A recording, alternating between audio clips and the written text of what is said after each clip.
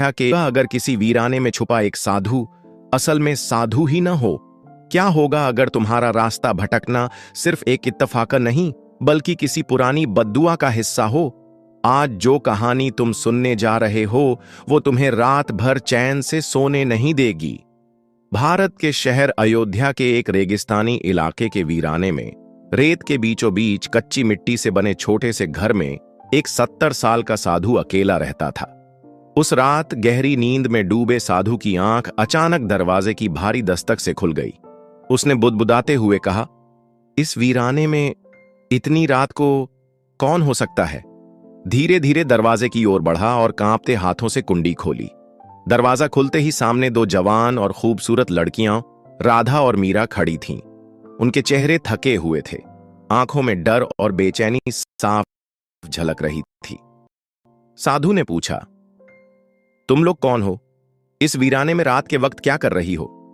राधा ने कांपती आवाज में जवाब दिया, हम रास्ता भटक गई हैं, बनारस जा रही थीं, लेकिन राह खो बैठे। क्या हमें आपके घर में एक रात गुजारने की इजाजत मिलेगी? सुबह होते ही हम रवाना हो जाएंगे। साधु ने उन्हें लंबे समय तक घूरा। उसकी आंखों में अजीब सी चमक थी। फिर धीमे स्वर में बोला, अंदर आ जाओ। दोनों लड़कियां घर में दाखिल हो गईं। साधु ने उन्हें मिट्टी के घर का एक कोना दिखाया और कहा, यहीं सो जाओ। थोड़ी देर बाद दोनों लेट गईं, पर नींद उनकी आंखों से कोसों दूर थी। बाहर आंधी सी उठ रही थी। वीराने में सन्नाटा और भी डरावना हो गया था। रात के आखिरी पहर अचानक राधा की नींद टूटी। उसने देखा कोई उसके पास खड़ा है। उसकी धड़कनें तेज हो गईं। धीरे से आंखें खोलीं तो पाया कि साधु उन्हें अजीब नजरों से घूर रहा है। उसकी सांसें तेज थीं, आंखों में कोई रहस्य छिपा था।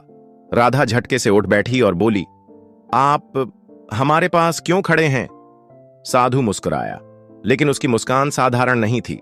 उसमें डर और रहस्य दोनों छिपे थे।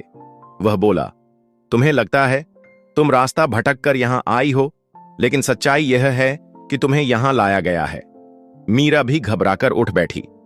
लाया गया? किसने? साधु की आवाज गहरी और भारी हो गई। वही जिसने मुझे श्राप दिया था, वही जिसने मेरी शक्ल और मेरी जिंदगी बदल डाली थी। वह लड़की जिसे तुम देख चुकी हो। उसने कहा था, एक दिन दो परछाइयां आएंगी और उनके साथ मेरा राज बाहर आएगा। दोनों लड़कियां एक दूसरे को घबराई नजरों से देखने लगीं। राधा ने हिम्मत जुटाकर पूछा, कौन सा राज? साधु की आंखों में पागलपन उतर आया।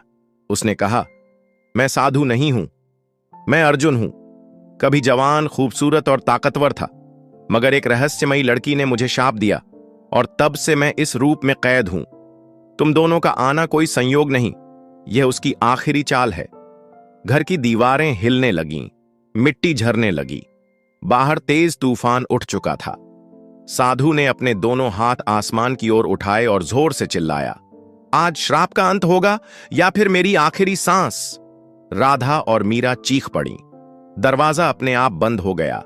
घर के भीतर अंधेरा और सन्नाटा छा गया और उसी अंधेरे में एक और परछाई उभरी, वही रहस्यमयी लड़की जिसने अर्जुन को श्राप दिया था।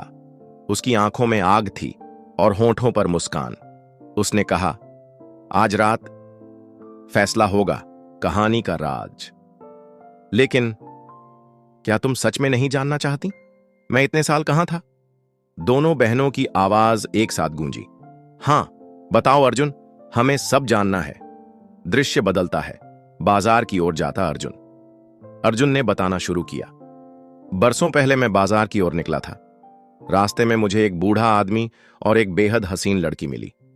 बूढ़ा साधु जैसा लग रहा था और वह लड़की जवानी और खूबसूरती से भरी हुई थी। मैंने उससे मजाक में कहा, तुम इतनी जवान हो, फिर इस बूढ़े के साथ क्यों हो? तुम्हें किसी जवान के साथ होना चाहिए। अर्जुन की आंखें भर आईं, लेकिन वह लड़की साधारण नहीं थी। उसके चेहरे पर अजीब सी ताकत थी। उसने मेरी